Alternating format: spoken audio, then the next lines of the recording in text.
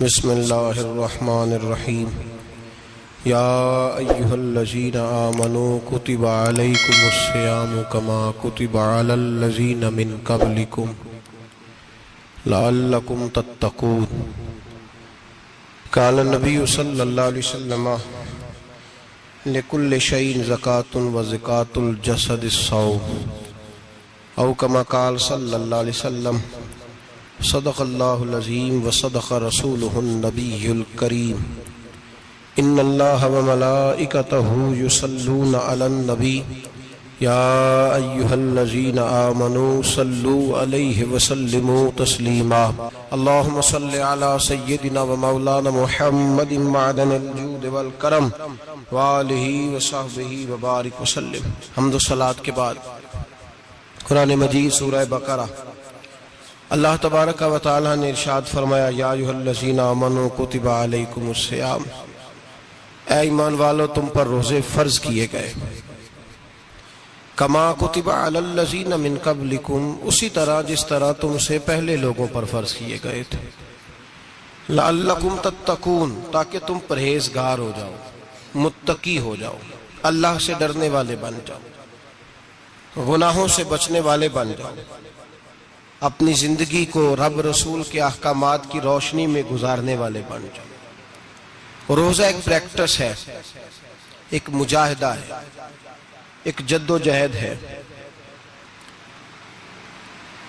جد و جہد کس چیز کی؟ اللہ کی رضا کے مطابق اپنے آپ کو ڈھالنے کی جد و جہد۔ صوم کا لغوی معنی ہوتا ہے رک جانا۔ حلال رزق سامنے پڑا ہے، حلال مشروب سامنے پڑا ہے، حلال رشتہ بیوی کا موجود ہے، لیکن ان سب چیزوں سے حالت روزہ میں رکنا، اللہ کی رضا کے لیے رکنا، اس کا نام روزہ ہے۔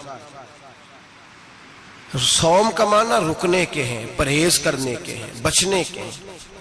ہر چیز موجود ہے لیکن اللہ کا حکم نہیں ہے تو لہٰذا کھا نہیں سکتے۔ تو رب فرماتے جب جائز چیزیں تو میری مرضی کے بغیر میرے حکم کے نہیں کھا سکتا، تو نے رکنا ہے تو حرام کیسے کھا لیتا ہے؟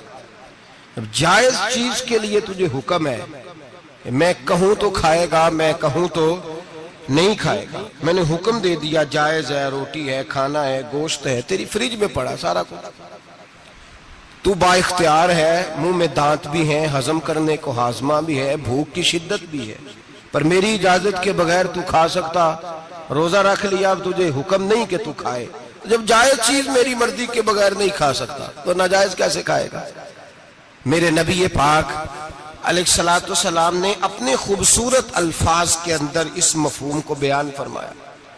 محبوب پاک صلی اللہ علیہ وسلم فرماتے جس نے جھوٹ نہیں چھوڑا، غیبت نہیں چھوڑی، برائی نہیں چھوڑی، اللہ کو اس کے بھوکے پیاسے رہنے کی کوئی ضرورت نہیں۔ وہ کاہے کا رکا ہے؟ جب کوئی کام تو اس نے اللہ کی رضا والا کیا نہیں۔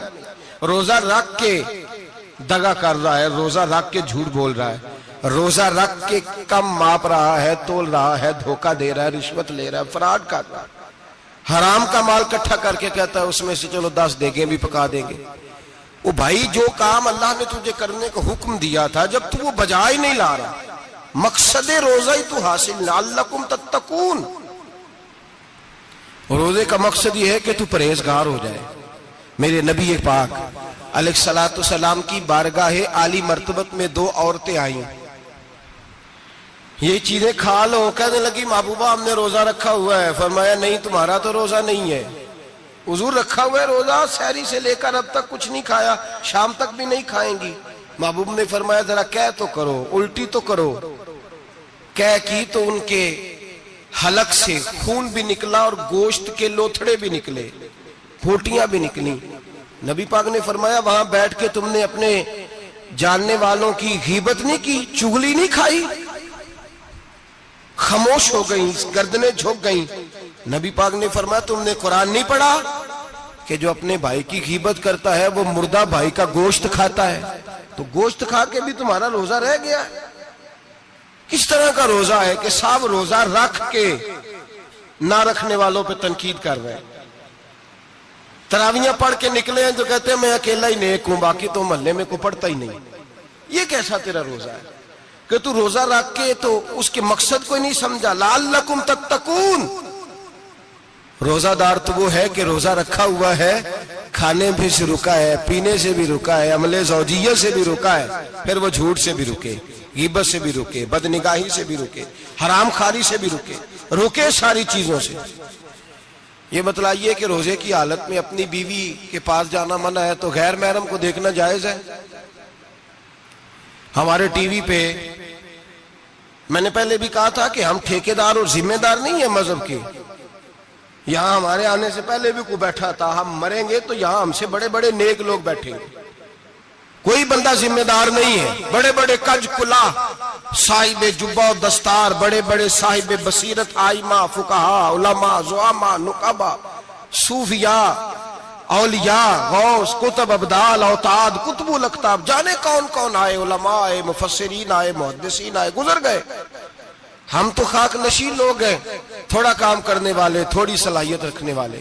لیکن بھائی اگر کرتے ہیں تو ایک کام کرتے ہیں، ساتھ دوسرا نہیں کرتے۔ یہ کس طرح کا دین سکھانے لوگ نکلے کہ شوال سے لے کر شعبان تک گانا سنایا جائے گا، شعبان سے لے کر شوال تک ناچ گانا کیا جائے گا، شوال سے لے کر شعبان تک دھما چوکڑی ہوگی، رمضان آئے گا تو حدیثیں سنائی جائیں گی، رمضان آئے گا تو لوگوں کو قرآن پڑھ کے سنایا جائے گا۔ یہ مذہب بانج نہیں ہے، ایک گویے مذہب سکھائیں گے، ایکٹر مذہب سکھائیں گے۔ یہ مذہب بانج نہیں ہے کہ ایک گلاس کے اندر پہلے شراب پی لو، پھر اسی گلاس میں رمضان آئے تو شہد بانٹنا شروع کر دو۔ یہ بانج نہیں، یہ میرے رسول اللہ کا مذہب ہے۔ اگر تمہیں شوق ہے دین سیکھنے سکھانے کا، یکم رمضان کو توبہ کرو اور کہو کہ ہم ٹی وی پہ بیٹھ کے حدیثیں سنائیں گے تو سارا سال سنائیں گے، اور جس زبان سے حدیث نکلے گی پھر اس سے کبھی گندا گانا نہیں نکلے گا، پھر کبھی ناچ گانا نہیں ہوگا۔ یہ کون سا مذہب ہے جو بیویاں سکھا رہی ہیں؟ یہ کون سا دین ہے جو عورتیں سکھا رہی ہیں؟ میرے رسول پاک صلی اللہ تعالی علیہ وآلہ وسلم کا وہ مذہب ہے کہ میرے اعلیٰ حضرت فاضل بریلوی رحمت اللہ علیہ نے فرمایا، مرد کے لیے جائز نہیں کہ وہ عورت کی زبان سے میلاد بھی سنے، نعت بھی سنے۔ مرد کے لیے جائز نہیں، مرد کو مرد سکھائے گا، عورت سکھائے گی تو عورتوں کو سکھائے گی۔ بے شک آپ سویرے فتویٰ دیجئے کہ چھوٹی سی مسجد میں بیٹھ کے، چھوٹے سے کونے میں بیٹھ کے چھوٹا سا مولوی، اور وہاں تو اتنے بڑے مفتی ٹی وی پہ بیٹھے ہوئے، وہ غلط ہے تو صحیح ہے، کیسے ہو گئے؟ سنو، میرے نبی پاک علیہ الصلوۃ والسلام کے مذہب کا حسن یہ ہے کہ اسلام کہتا ہے ایک نظر بی بی کو دیکھا کسی نے غلطی سے تو معافی ہو جائے گی، دوسری نظر شہوت سے دیکھا تو حرام ہے اس کے لیے، وہ پاکستان کا مولوی ہو یا سعودی عرب کا شاہ ہو، کسی کے لیے عورتوں کے بیچ پھرنا اٹھنا بیٹھنا جائز ہے۔ میرے نبی پاک صلی اللہ تعالی علیہ وسلم نے فرمایا ہے میں عورتوں سے مصافحہ کرنے نہیں آیا، اور میرے نبی پاک صلی اللہ علیہ وسلم نے فرمایا ہے، حضور فرماتے لیکن نا کتا بالکل ناپاک نہیں ہوتا، کتے کا تھوک ناپاک ہوتا ہے، یا کتا گیلا ہو جائے تو ناپاک ہوتا ہے، لیکن خنزیر سارا ناپاک ہوتا ہے، کل ناپاک ہے خنزیر۔ نبی پاک نے فرمایا خنزیر بھی ہو اور گند میں لتھڑا ہوا بھی ہو، پیشاب میں لتھڑا ہوا ہو، گوبر میں لتھڑا ہوا ہو، پخانے اور فضلے میں لتھڑا ہوا خنزیر ہو، اس کا جسم تیرے ساتھ ٹکرا جائے تو اتنا برا نہیں جتنا غیر محرم عورت کا وجود تیرے ساتھ ٹکرا جائے تو برا ہے۔ اس حد تک میرے نبی پاک صلی اللہ علیہ وسلم اور گنبد کے معاملے میں فتویٰ دینے والے، یا رسول اللہ کہنے پر کفر کا فتویٰ دینے والے اور بڑی بڑی باتیں کرنے والے خاموش کیوں ہو گئے؟ یا ایھا الذین آمنوا لا تتخذوا اليہود والنصارى اولیاء، رب فرماتا ہے یہودیوں اور عیسائیوں کو دوست نہ بناؤ، یہ تمہارے دوست ہو سکتے، یہ تمہارے سجن ہو سکتے؟ جب عرش کا مالک کہہ رہا ہے سجن نہیں ہو سکتے تو دوستی کی بات کیسے بڑھا رہا ہے؟ یا رسول اللہ ہمارے سجن کون ہو سکتے ہیں؟ فرمایا تمہارا دوست وہ ہو سکتا ہے جو محمد عربی کا غلامی کرنے والا ہو، جو رسول اللہ کی نوکری کرنا ہو دوست ہوگا، دوسرا دوست ہو سکتا؟ کوئی ایکٹر مذہب نہیں سکھائے گا، کوئی گویہ مذہب نہیں سکھائے گا۔ حضرت جناب سیدنا جنید بغدادی، بغداد کے پیر سے کسی نے پوچھا تھا آج سے 1100-1200 سال پہلے، وہ تو زمانہ ویسے نیکی اور پرہیزگاری کا تھا، کہا بابا جی مرد اور عورت نیک ہو، بغیر پردے کے، بغیر حجاب کے، بغیر دیوار کے بیٹھ کر ایک دوسرے کو دین سکھا سکتے ہیں؟ حضرت صاحب بتائیے، مرد اور عورت نیک ہو تو بغیر پردے اور حجاب کے ایک دوسرے کو دین سکھا سکتے ہیں؟ تو حضرت جنید بغدادی فرمانے لگے سکھانے والا حسن بصری ہو اور سیکھنے والی رابعہ بصری ہو تو پھر بھی بغیر پردے کے بیٹھنے کی اجازت نہیں۔ تو مفتی صاحب کو اجازت کس نے دی؟ مولانا صاحب کو اجازت کس نے دی؟ بڑا وہ نہیں ہوتا جو ٹی وی پہ زیادہ آتا ہے، بڑا وہ ہوتا ہے جو رسول اللہ کے دین پہ عمل زیادہ کرتا ہے۔ حضرت عبداللہ ابن مسعود رضی اللہ تعالیٰ عنہ فرماتے زیادہ باتیں کرنے والا عالم نہیں ہوتا۔ حضور پھر عالم کون ہوتا ہے؟ فرمایا پڑھو قرآن، انما یخشی اللہ من عبادہ العلماء۔ فرمایا بڑا عالم وہ ہوتا ہے جو اللہ سے زیادہ ڈرتا ہے، اس لیے کہ رب فرماتا ہے میرے بندوں میں سے جو عالم وہ ہیں جو اللہ سے زیادہ ڈرتے ہیں، خوف رکھتے ہیں۔ تو میرے بھائی رمضان المبارک میں بچنا ہے، پرہیز کا وقت ہے، تو کوئی شخص بھی کوئی شو نہ دیکھے، میری منت ہے آپ حضرات، کوئی شو نہ دیکھے۔ عورت کا تو پردہ ہے تو ہمیں تو تماشے پہ لگا دیا گیا، عجیب قسم کے ایکٹر آ گئے اور وہ مذہب سکھا رہے ہیں۔ میری اپیل ہے آپ سے کہ سحری افطاری کے وقت ٹیلی ویژن بند رکھیں، کیا چیز کھول کے رکھیں؟ یا قرآن کھول کے رکھیں یا رسول اللہ کا فرمان کھول کے رکھیں، اللہ رسول کی طرف توجہ رکھیں، وہ سیکھنے سکھانے کا وقت ہے۔ چھوڑیں گویوں سے دین سیکھا جائے گا، آپ ہمیں کوئی شکوہ نہیں، یہ پکی توبہ کریں، سویرے آئیں آ کے دین سکھائیں۔ اور میں ان سے بھی اپیل کروں گا کہ آؤ دین سکھاؤ۔ حضرت فضیل بن عیاض فرماتے ہیں میں ڈاکو تھا، کبھی کبھی چھپ چھپا کے جمعہ پڑھا کرتا تھا، پھر میں نے توبہ کی تو سچی توبہ کی، پھر میں نے توبہ کی تو رب کو راضی کرنے والی توبہ کی، پھر میں نے توبہ کی تو چھوڑی ہر شے، غریبوں کا لوٹا ہوا مال واپس کیا، جس کے پیسے نہ دے سکا اس کے گھر میں جا کے اس کی بھینسوں کو چارہ ڈالا، اس کے اونٹوں کی خدمت کی، میں نے قرضے چکائے۔ فرمایا میں سچی توبہ کر کے مسجد آیا، جس خطیب کے پیچھے میں جمعہ پڑھا کرتا تھا وہ میرے ہاتھ بیعت کر کے مرید ہو گیا۔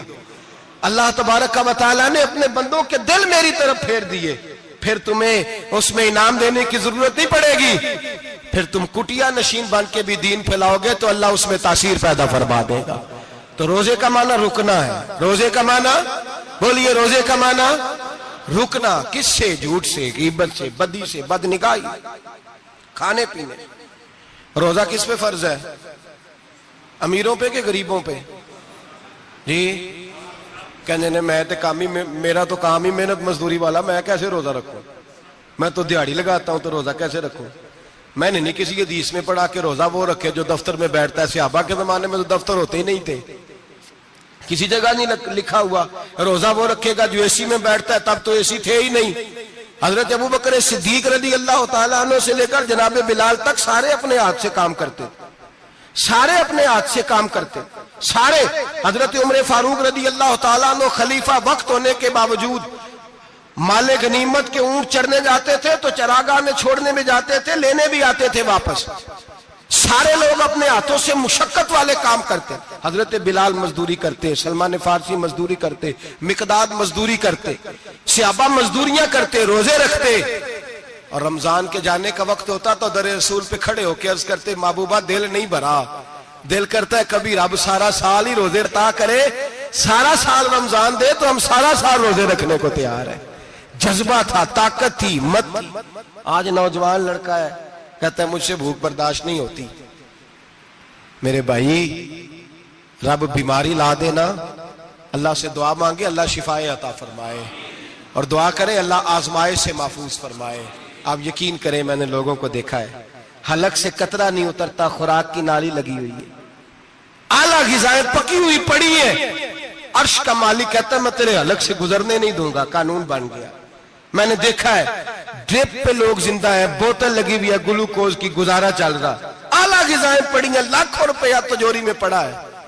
مالک کہتا ہے تو نہیں کھا سکتا تو وہ کھانے نہیں دیتا، نہیں کھانے دیتا۔ ایک شخص یورپ کے علاقے کا، میں کسی کالم نویس کا پڑھ رہا تھا، وہ کہتا ہے میری خربوں میں جائیداد ہے لیکن میرے معدے میں ایسی تکلیف ہے کہ میں آٹے کو چھان کر جو اوپر سے بورا نکلتا ہے صرف وہ کھا سکتا ہوں، اس کے علاوہ میں کائنات کی کوئی نعمت کھا نہیں سکتا۔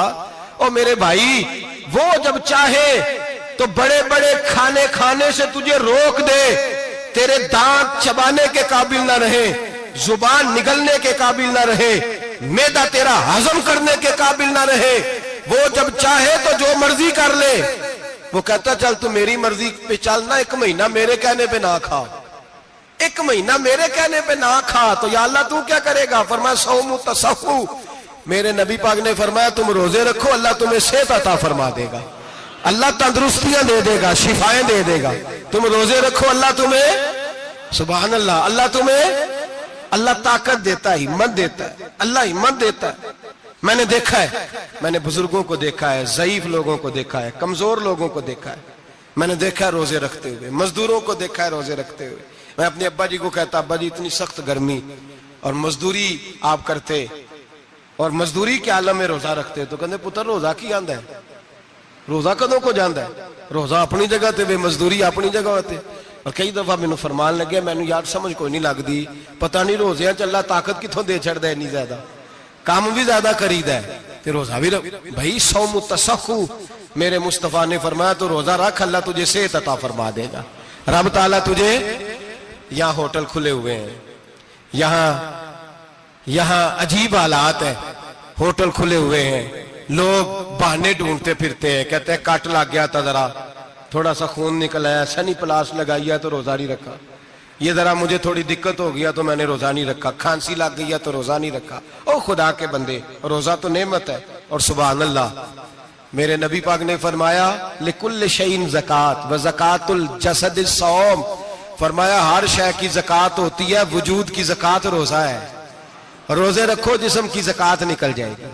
فاقہ کرنا بھی میرے نبی پاک کی سنت ہے، مسواک کرنا بھی سنت ہے، اور فاقہ کرنا بھی، مسواک والی سنت زیادہ اپناتے ہیں لوگ، فاقہ کرنا بھی نبی پاک کی سنت ہے۔ ایک صاحب مجھے کہنے لگے جناب بیٹھ کے کھانا حضور کی سنت ہے، میں نے کہا کبھی کبھی نہ کھانا بھی نبی پاک کی سنت ہے، نہ کھانا بھی حضور کی سنت ہے۔ اور ہمارے فقہاء نے لکھا ہے جو روٹی زیادہ کھاتا ہے اس میں 2 باتیں پیدا ہو جاتی ہیں، کیا کیا؟ ایک بولتا زیادہ ہے، دوسرا سوتا زیادہ ہے، غافل ہو جاتا ہے۔ فقہ اور حکیم اطباء ڈاکٹر کہتے ہیں کہ پیٹ خالی رہے نا جس آدمی کا، اس کا حافظہ مضبوط ہوتا ہے، اس کے ذہن کی گرہ کھلتی ہے، زیادہ کھانے سے تو خماری چڑھتی ہے، دماغ ڈھونڈتے پھرنا روٹی کدھر سے آج اچھی ہے، گھر میں نہیں پکی تو ہوٹل چلے جانا، کھانے کے سوا اور کام ہی کوئی نہیں۔ اور صاحب میرے نبی پاک علیہ السلام نے فرمایا کافر 7 آنتوں سے کھاتا ہے، 7 آنتوں سے، اور فرمایا میرا مومن 1 آنت سے کھاتا ہے، اس کے وجود میں کھانے والی 1 آنت ہے، کافر 7 آنتوں سے کھاتا ہے۔ فاقہ کشی سے نورانیت پیدا ہوتا ہے، کم کھانا۔ دیکھیں نا نبی پاک صلی اللہ علیہ وسلم نے اللہ سے فاقہ مانگ کے لیا ہے، یا اللہ 1 وقت روٹی دے، 1 وقت کا فاقہ دے، مانگ کے لیا ہے نبی پاک نے، مانگ کے۔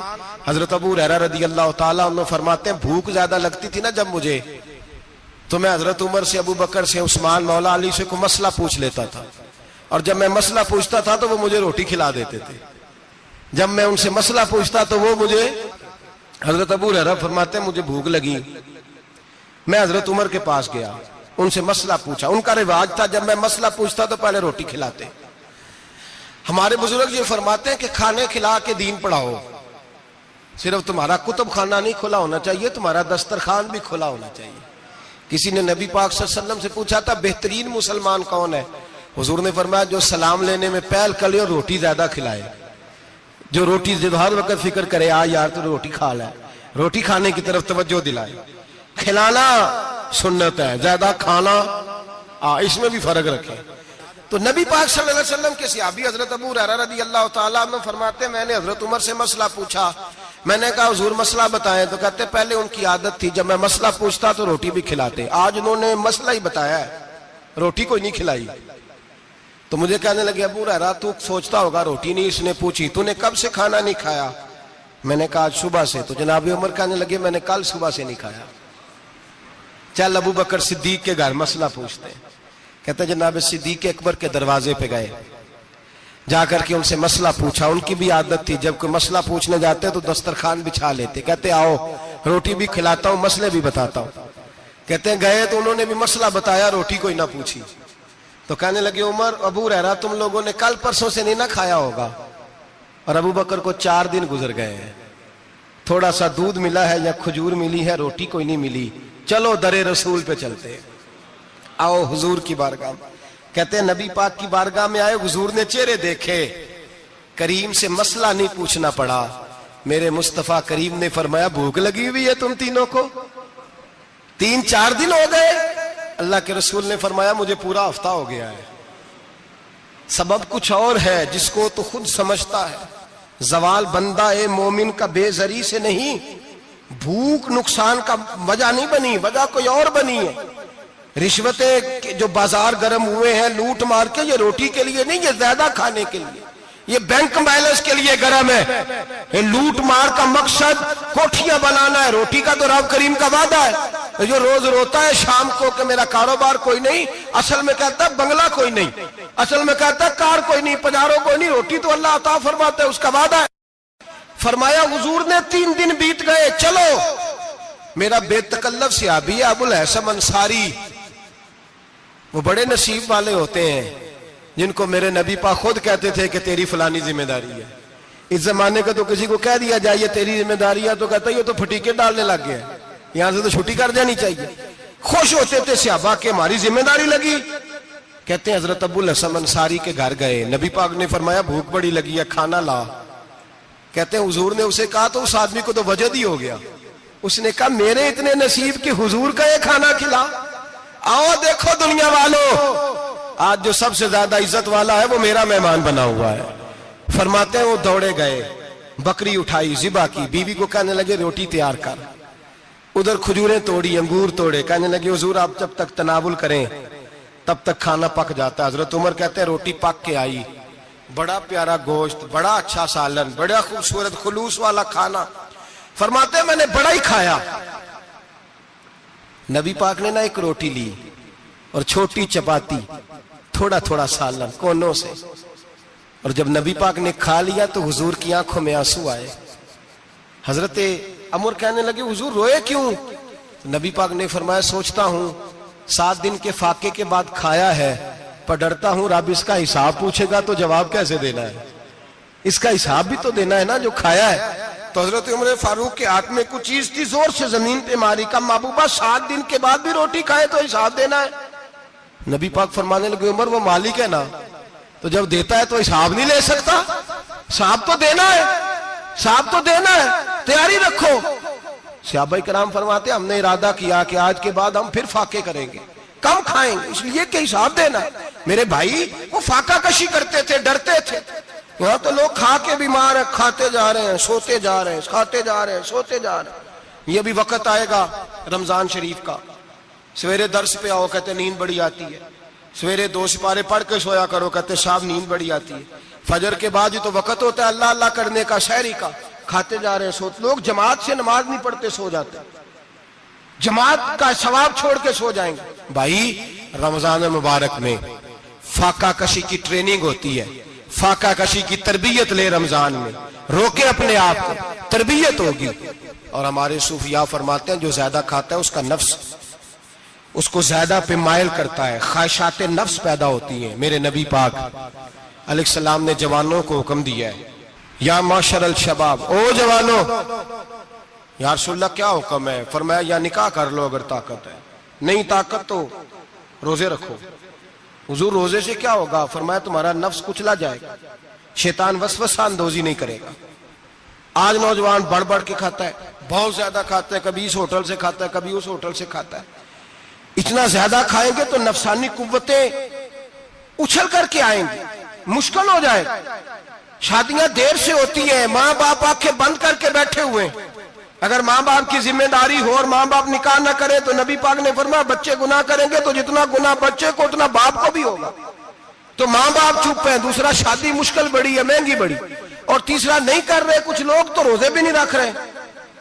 تو رمضان ان کے لیے بھی وقت ہے، نفسانی قوتیں کچلی جائیں گی، کھانا جتنا کم کھایا جائے گا اتنا وجود کے اندر نفسانی خواہشات کم پیدا ہوں گی۔ تو رمضان تو پریکٹس ہے مجاہدے کی، دین کی۔ اور دوسرا میرے حبیب پاک صلی اللہ علیہ وسلم نے فرمایا ہے، حضور فرماتے ہیں کہ رمضان اور قرآن کا آپس میں رشتہ ہے۔ قرآن پاک کتنا پڑھنا چاہیے روزانہ؟ زیادہ سے اللہ جزا دے. امید ہے آپ زیادہ سے زیادہ ہی پڑھتے ہوں گے. بھائی سنیں، حدیث مبارکہ میں نبی پاک نے فرمایا رمضان اور قرآن دونوں مل کے نا، بڑی پیاری حدیث ہے، فرمایا دونوں مل کے اللہ کی بارگاہ میں میری امت کی سفارش کریں گے. رمضان اور اللہ اکبر. کس طرح؟ نبی پاک فرماتے ہیں رمضان کہے گا اے اللہ دن کے وقت میں نے اسے تیری رضا کے لیے کھانے پینے سے باز رکھا، اور قرآن کہے گا یا اللہ رات کو تیری رضا کے لیے کھڑا ہو کے یہ قرآن سنتا تھا. رمضان اور قرآن دونوں سفارش کریں گے. ہم نا بڑا کچھ پڑھتے ہیں، سنتے ہیں، سیکھتے ہیں. اب یقین کریں یہ کھاتے بھائی کا بھائی سے اختلاف ہو جانا تو وہ 30 سال پرانے کھاتے کھول کے لے آتا ہے، ساری رات ڈھونڈتا ہے کہ میرے پیسے کہاں سے نکلتے ہیں، پڑھ لیتا ہے. قرآن پاک کی باری آتی ہے تو نہیں پڑھتے قرآن پاک. ابا جی کا ختم ہوتا ہے تو مانگتے پھرتے ہیں، کہتے ہیں 2 قرآن پاک 10 قرآن پاک. یہ باتیں بتانی نہیں چاہیے، کرنی نہیں چاہیے، لیکن چونکہ تربیت کے لیے بیٹھا ہوں تو کر دیتا ہوں. میرے شاگردوں سے پوچھیں، یہاں مدرسہ ہے الحمدللہ، درجنوں طلباء ہیں، اساتذہ ہیں، میرے پیر بھائی ہیں، اور میرا یہ دعویٰ ہے کہ شاید کوئی کسی سے اتنا پیار کرتا ہو جتنے میرے شاگرد اور مرید مجھ سے کرتے ہیں.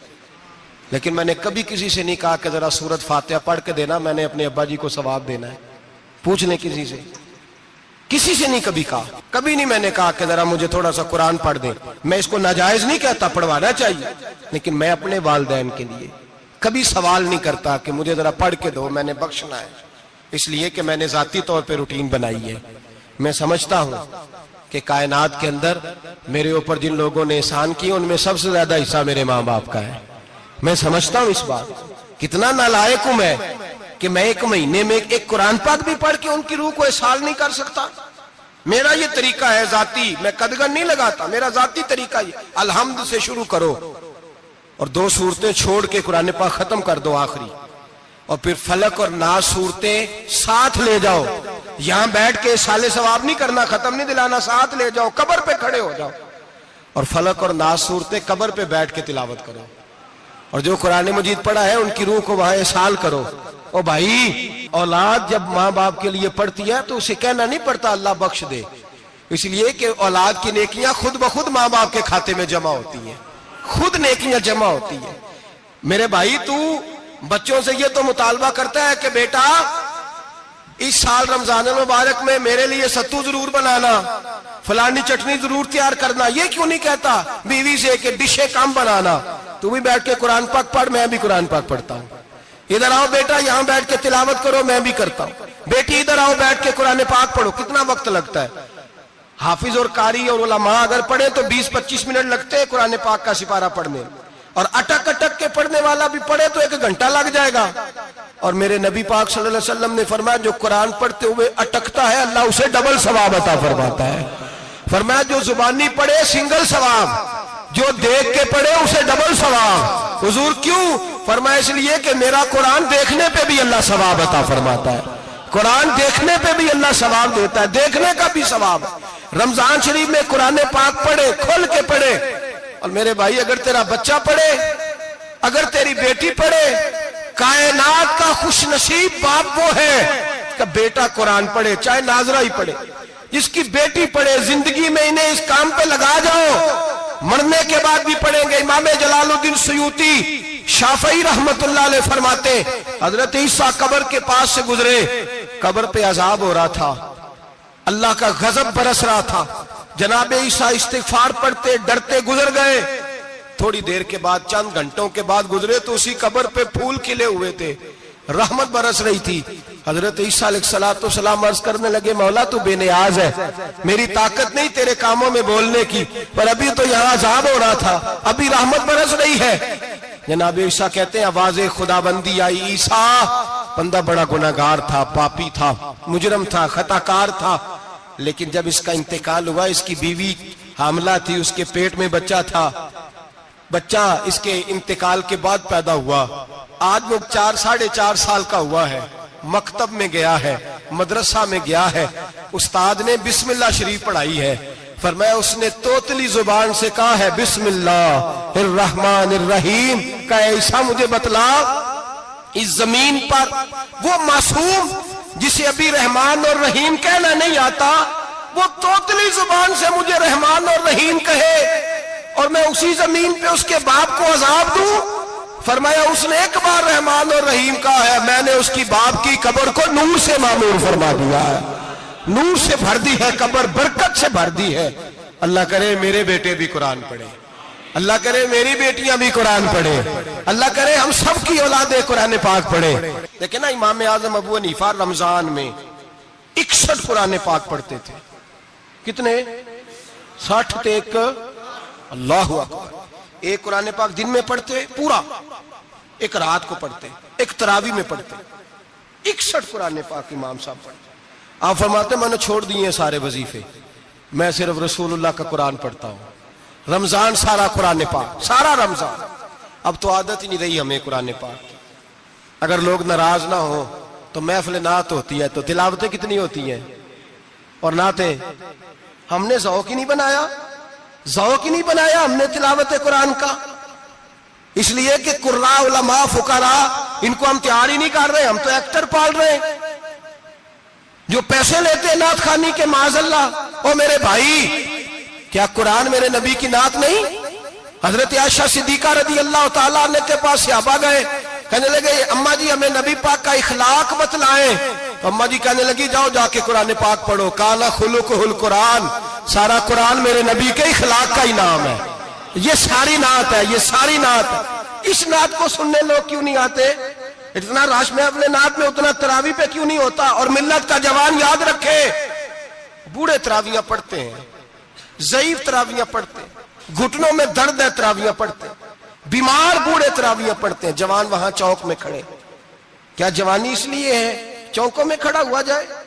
کیا جوانی اس لیے ہے کہ سعودی عرب جانے کے لیے پاسپورٹ بنانا ہو تو 2.5 گھنٹے کھڑا رہے؟ تو شناختی کارڈ کے دفتر تو کھڑا رہے، پروٹیکٹر کے لیے کھڑا رہے، کافروں کے سامنے کاسا لیسی کرنے کے لیے تو کھڑا رہے، تو نوکری پہ جائے تو ساری رات کھڑا رہے، اور تو قرآن کے لیے کھڑا نہیں ہوتا؟ میرے محبوب نے فرمایا من قام ایمانا واحتسابا غفر له ما تقدم من ذنبه، فرمایا جو رمضان المبارک میں اللہ کی رضا کے لیے گناہوں کی معافی کے ارادے سے قیام کرے گا، راتوں کو عبادت کرے گا، اللہ اس کے پچھلے سارے گناہ معاف فرما دے گا۔ نوجوان ارادہ کریں، پروگرام بنائیں کہ انشاءاللہ قرآن پڑھنا بھی ہے، قرآن پڑھوانا بھی ہے، سننا بھی ہے، اور انشاءاللہ بولیے سننا بھی ہے اور پڑھنا بھی ہے اور پڑھانا بھی۔ ہمت کریں، دلیری کریں، آ کے کھڑے تو ہو، اللہ توفیق عطا کرے گا۔ پہلی بات یہ کہ روزہ رکھیں، دوسری بات یہ کہ قرآن پاک کی تلاوت کریں، اور روزہ رکھیں تو روزے کے سارے حسن سمیت اسے رکھیں۔ نبی پاک نے فرمایا رمضان غمخواری کا مہینہ ہے، غمخواری کریں۔ ہمارے زمانے میں 2 قسم کی تکلیفیں ہیں، ایک تو غریب آدمی، اس کا حال یہ ہے کہ وہ مانگتے ہی گزارا کرنا چاہتا ہے، اس نے ہاتھ یوں کر لیا ہے تو اب اس کا یوں ہونے کو تیار نہیں۔ ضرورت اگر کسی آدمی کو کسی دروازے پہ لے جاتی ہے تو برا نہیں، لیکن سوال کا اپنے اوپر دروازہ کھول لینا یہ ٹھیک نہیں۔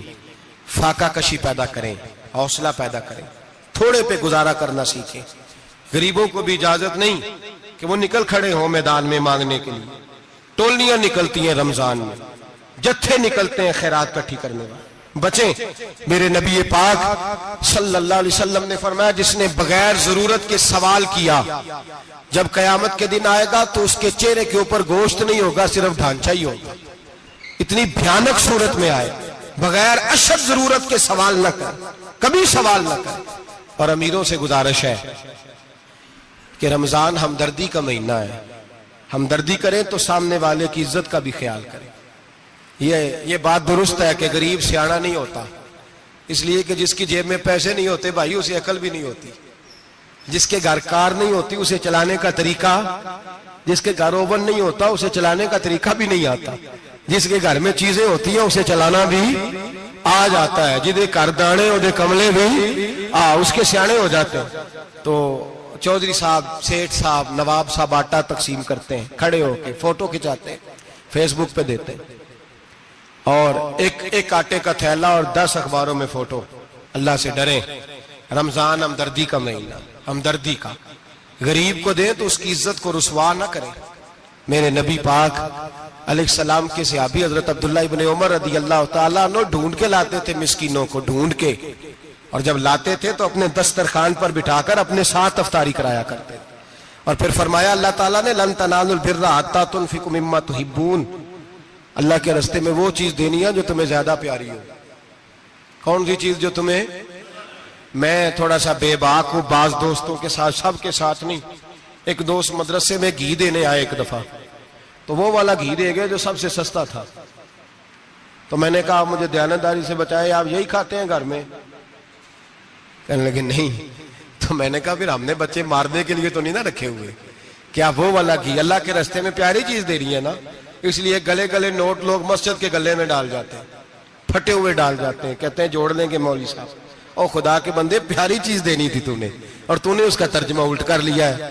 سمجھ لیں رمضان المبارک میں کسی غریب کی مدد کرنی ہے تو ساتھ اس کی عزت بھی کرنی ہے. نبی پاک علیہ السلام کے دروازے پر جب یہ جملہ ایک ہے لیکن بڑا قیمتی ہے. صحابہ کہتے ہیں جب ہم دروازہ رسول پہ جاتے تھے خیرات بھی ملتی تھی اور عزت بھی ملتی تھی. خود بھیک دے خود ہی کہیں منگتے کا بھلا ہو، خیرات بھی ملتی تھی اور عزت بھی ملتی تھی. نبی پاک ساتھ عزت بھی دیتے تھے، مسکین کو غریب کو دیں اور خیر خائی کریں. جوتے بیچنے والے جوتوں کے ریٹ سستے کریں، کپڑا بیچنے والے کپڑے کا ریٹ، درزی صاحب بھی ریٹ سستا کریں، دکاندار بھی چیزوں کا ریٹ، حکیم صاحب پیسے کم لیں، ڈاکٹر پیسے کم کریں، حکومت نرخوں میں کمی کرے، اور یہ کام اجتماعی طور پہ کریں. میرے نبی پاک نے فرمایا رمضان غمخواری کا مہینہ ہے، اس میں غمخواری کرنی ہے، دوسرے کا خیال کریں، اظہار کریں، قربانی کریں. یہاں ہر چیز کا ریٹ بڑھ جاتا ہے رمضان شریف میں. ہر آدمی کہتا ہے میرا سیزن آ گیا ہے، توجہ بڑھائیں، خیال کریں، غمخواری کا مہینہ ہے. اور پھر آپ لوگوں سے یہ بھی گزارش ہے کہ رمضان المبارک کا جب مہینہ آئے تو جس آدمی کے ساتھ نیکی کرنی ہے وقت پہ کریں. کسی غریب کو پیسے دینے ہیں، کپڑے دینے ہیں تو یکم رمضان کو دیں. میں اکثر دوستوں سے پوچھتا ہوں، میں کہتا ہوں قاری صاحب نو جوڑا کدو دیندے ہو؟ کہندے ستیویں والے دن. میں کہ مینوں لگ گئی سمجھ، تہاڈی سازش ہے کدھرے سواں کے پا نہ لوے. ایویں مولوی چودھری صاحب دے نال دے کپڑے پا لے تے کتنے لکھیا ہے اینوں دینا ہے ستیویں. تسی دسو ستیویں والے دن کوئی درزی سی کے دیندا ہے؟ انہوں 3 گنا بھی پیسے دئیے تو کہندا جڑے باقی نے انہاں دے نہیں بٹن پہ لگ دے میرے کولوں، کتھوں جوڑا سی کے. تو کس دن دیتے ہو قاری صاحب کو؟ کیا مقصد ہے؟ پہننے کے لیے دے رہے ہو یا اس لیے دے رہے ہو کہ نہ پہن سکے؟ تو بھائی آپ جب کسی کو کوئی چیز دیں گے تو کب دیں گے؟ جب وہ استعمال کر سکے. غریب کو لوگ فطرانہ دینے جاتے ہیں عید سے 1 دن پہلے، تو کیا کرے گا اس کا؟ وہ نہ تو کپڑے خرید سکا نہ روٹی لا سکا. بلکہ میرے حضرت صاحب فرماتے ہیں رمضان سے پہلے دے دو، رمضان کی نیت کر کے رمضان سے 1-2 دن پہلے دے دو، اللہ رمضان جتنا ثواب ہی عطا فرمائے گا. رمضان سے پہلے دو جس کو کچھ ہے دن، قبل از وقت تیاری کرو. اور میرے قبلہ حضرت صاحب فرمایا کرتے اپنے کپڑے بعد میں، غریب کے بچوں کے کپڑے پہلے، اپنے گھر کی ضروریات بعد میں، غریبوں کی ضروریات. اس لیے کہ اللہ پاک نے ان کا رزق بھی ہمارے گھر بھیج دیا ہے. ہماری ڈیوٹی لگائی ہے کہ تم نے بانٹنا، بانٹنے والے بنو. اور یہ ذہن بنائے کہ پتہ نہیں کس کا حصہ تھا جو اللہ نے میرے گھر بھیجا. یہ ذہن بنا کے بانٹ. اور جس کو دینے جائیں، ہاں آپ کو اجازت ہے تھوڑا بہت پتہ کرنے کی، لیکن تھوڑا بہت تفتیش کرنے کی اجازت، بال کی کھال اتارنے کی اجازت. میں نے دیکھا ہے لوگ غریبوں کا انٹرویو لیتے ہیں، تیرا تو فلانا کمانے والا نہیں، تیرا تو فلاں بچہ. او بھائی بہت سارے غریب ایسے ہیں، بڑے ہیں جو کمانے کی کوشش کرتے ہیں لیکن ان کا سبب نہیں بنتا. ہاں ہے ایسے لوگ جو سعودی عرب چلے گئے ہیں، کہتے ہیں تیرا تو فلاں باہر نہیں گیا ہے، گیا ہے، لیکن سارے سعودی عرب جانے والے بھی مال کمانے کی طاقت نہیں رکھتے. کئی وہاں بھی بیٹھ کے بیچارے قرضوں میں الجھے ہوئے ہیں، وہاں والوں کے ظلم کا شکار ہیں، بہت ساری آزمائشوں میں. تو تفتیش کرتا ہے. میرے امام شافعی کا ایک جملہ اگر آپ کو یاد رہ گیا تو بات بن جائے گی. امام شافعی رحمت اللہ، بلکہ حضرت غوث اعظم جیلانی کے پاس وہ بات آپ کو زیادہ فائدہ دے گی. حضرت غوث اعظم جیلانی کو ان کا ایک مرید سمجھانے لگ گیا، کہنے لگا حضرت جی آپ سب کو دیتے رہتے ہیں، ہر بندہ مستحق نہیں ہوتا، ذرا ٹٹول کے دیا کریں. تو غوث اعظم جیلانی فرمانے لگے بھائی مجھے تو لگتا ہے تو بھی ان چیزوں کا مستحق نہیں تھا جو اللہ نے تجھے عطا کر دی ہے.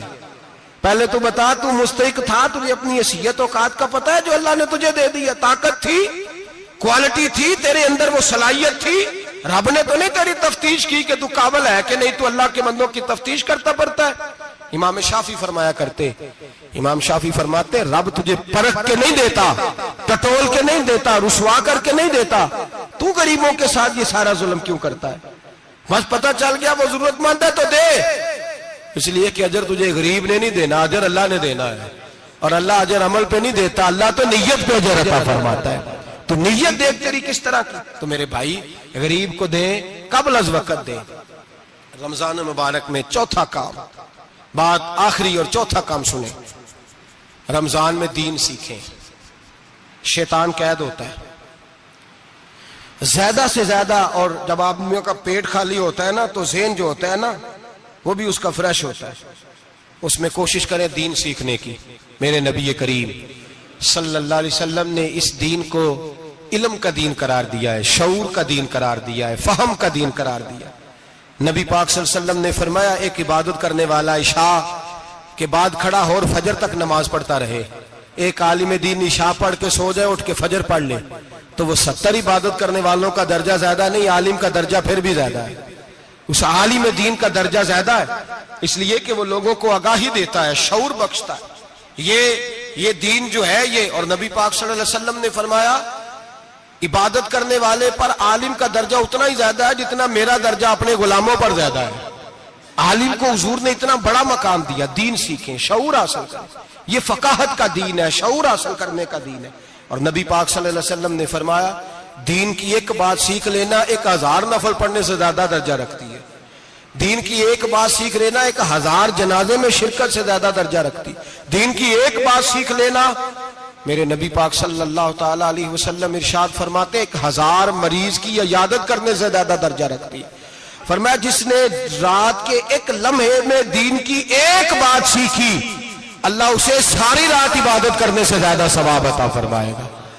میرے ارشاد فرمایا کرتے جب سیکھنے والے کو یہ ثواب ملے گا تو بتائیے سکھانے والے کو کتنا ثواب ملے، اسے اللہ کتنا درجہ۔ رمضان آ رہا ہے، شیطان قید ہے، دین پھیلانے کی کوشش کریں، جد و جہد کریں۔ بڑی نیند آتی ہے فجر پڑھ کے، لیکن اگر کسی کا ارادہ بن جائے کہ دین سیکھنا بھی ہے اور دین بچوں کو، تو پھر کوئی نیند غلبہ۔ ایک مثال ایک عالم نے سمجھائی، کوئی بزرگ تھے درویش عالم، ان کے پاس ایک عورت آئی، کہنے لگی میں بچوں کو سویرے بڑا جگاتی ہوں، بچے جاگتے نہیں نماز کے لیے۔ بڑا عجیب جواب دیا بزرگوں نے، درویش نے، عالم نے، کہنے لگے بی بی کیوں نہیں جاگتے، جگایا کر، بیدار کیا کر، اٹھایا کر۔ کہنے لگی بڑی جدوجہد کرتی ہوں، اٹھتے نہیں، بیدار نہیں ہوتے۔ اللہ والے تھے نا۔ کہنے لگے یہ بتا اگر اس کمرے میں آگ لگ جائے تو پھر بچوں کو کیسے بیدار کرے گی، آگ سے بچانے کے لیے کیا کرے گی؟ پھر تو بالوں سے پکڑ بھی گھسیٹنا پڑا تو گھسیٹ کے کمرے سے لاؤں گی، پھر تو چوٹیں لگتی ہیں تو لگ جائیں، پھر میں پرواہ نہیں کروں گی۔ آپ فرمانے لگے یوں سمجھ لے جہنم کی آگ جل رہی ہے، اگر تیرے بچے نے نماز نہ پڑھی تو آگ لگ جائے گی، اگر اس نے عبادت نہ کی تو اسے آگ، اب جیسے بھی تجھے اٹھانا پڑتا ہے اٹھا گھسیٹ کے باہر لا، لیکن اس کی نماز قضا۔ نیند بڑی آ رہی ہے سویرے، لیکن اگر دین نہ سیکھا تو مشکل ہو جائے۔ جیسے بھی اپنے آپ کو جگانا چاہیے، ہمت کرنی چاہیے، دلیری کرنی چاہیے۔ ہمیشہ مدحت خیر الانام میں گزرے، دعا ہے یہ عمر درود و سلام میں گزرے۔